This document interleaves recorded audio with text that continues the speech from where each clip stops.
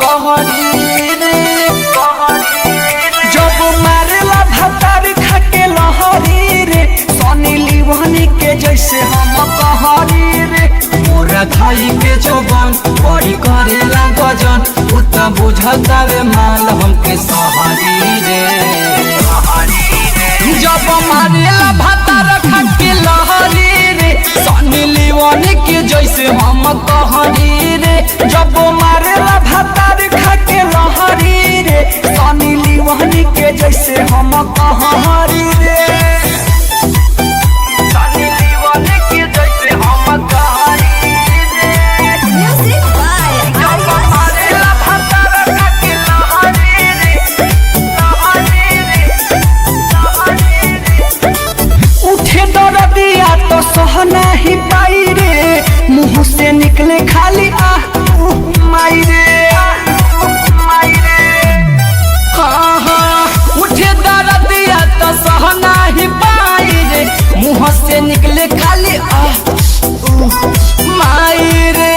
नहीं बुझेला दर्द बाबे दर्दी मरद, सभे जुटे जाला घरावा के बहरी रे। जब मारेला भातार खाके लहरी रे, सनी लियोनी के जैसे हम कहरी रे। जब मारेला भातार खाके लहरी रे, सनी लियोनी के जैसे हम कहरी रे।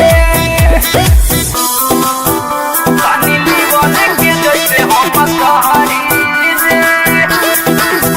जब मारेला भातार खाके लहरी रे,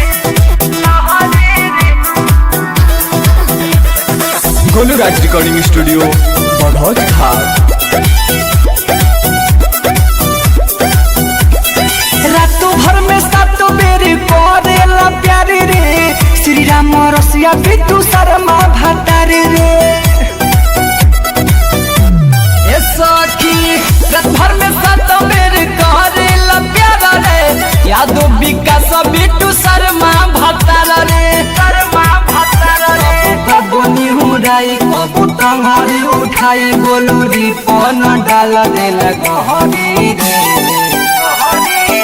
जब मारेला भातार खाके लहरी रे, सनी लियोनी के जैसे हम कहरी रे। जब मारेला भातार खाके लहरी रे, सनी लियोनी के जैसे हम कहरी रे।